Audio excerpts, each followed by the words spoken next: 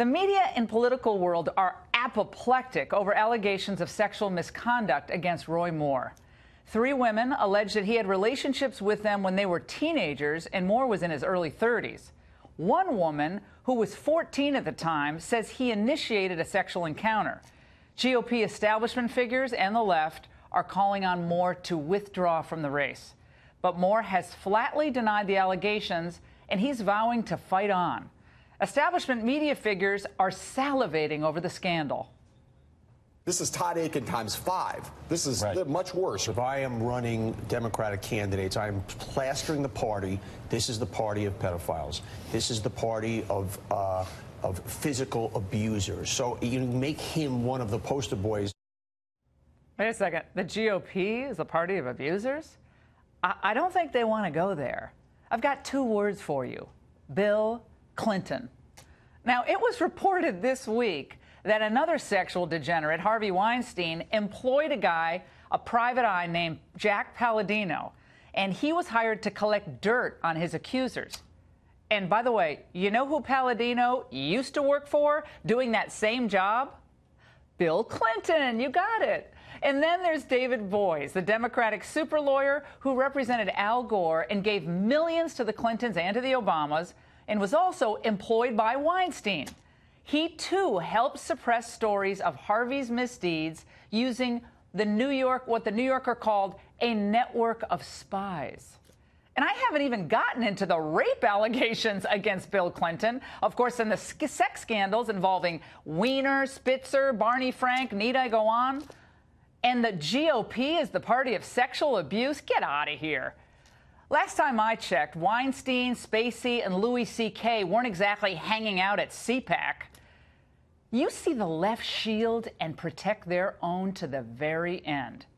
Oh, and by the way, Democrat Senator Bob Menendez is currently in the middle of a federal trial for bribery. And right now, no one, and I mean no one on the left, is calling for him to resign. By the way, when Chuck Schumer was asked about this recently, he just kind of refused to answer. He kind of moved on to the next question. And who can forget that after impeachment, remember that impeachment vote of Bill Clinton, the Democrats raced up to Capitol Hill right after the vote, and they held what was the equivalent of a White House pep rally for Bill Clinton. The only thing they didn't have was balloons for that thing. And meanwhile, Republicans, they throw their candidates overboard the moment an allegation is made, even if it's 38 years old. Regarding Roy Moore, as I stated last night, he was not the candidate I supported in this race. I supported Mo Brooks. So my commentary doesn't come from a place of advocacy, but rather I want to lay out the facts as we have them. This is Moore himself answering the charges from our own Sean Hannity today on the radio. These allegations are completely false and misleading. I don't know Ms. Corpman from anybody. I've never talked to her, never had any contact with her. You understand this is 40 years ago, and after my return from the military, I dated a lot of young ladies. I don't remember ever dating any girl without the permission of her mother. Do you remember dating girls that young at that time? Not generally, no. If I did, I'm not going to dispute anything, but I don't remember anything like that. Let me go back to Korfman for a minute here, because this is the issue here. She gives specific instances. It never happened, and I don't even like hearing it because it never happened, and they're doing this a month away, 4 weeks away, after 40 years in public service. I've run 5 successful campaigns, statewide campaigns, 3 in the county. This has never been brought up. If you abuse a 14-year-old, you shouldn't be a Senate candidate. I agree with that, but I did not do that. And you can say unequivocally you never dated anybody that was in their late teens like that when you were 32? It would have been out of my customary behavior. That's right. In other words, you don't recall ever dating any girl that young when you were that old? I've said no. And you think that's inappropriate, too? That's what you're saying? Inappropriate, yes. Now, he did deny it, but some of the answers were a little awkward, particularly that one about asking mothers' permission to date their daughters. I mean, honestly, look, we don't know what went on almost 40 years ago, and there's no way to prove or disprove what these women allege. These are seedy and really horrible charges, and they're very, very troubling. But this is now a political question. It's not a legal question.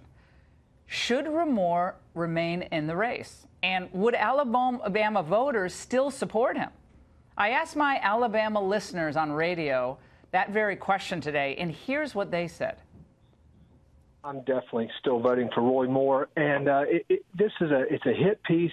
Roy Moore will win by an even larger margin now. Being attacked by the Washington Post is the equivalent of being endorsed by Donald Trump. We would rather vote for a man that has allegations against him that certainly come from a dubious source. We're not stupid.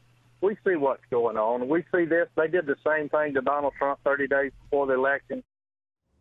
We had a board full of calls, the entire show on this topic, because we have a lot of listeners in Alabama.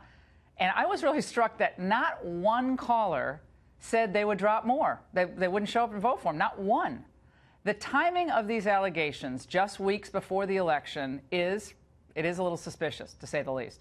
And the fact that the Washington Post, whose editorial board opposes Moore's candidacy and then some, is the source, and it's the source of the bombshell, should give us some pause. And that's the angle.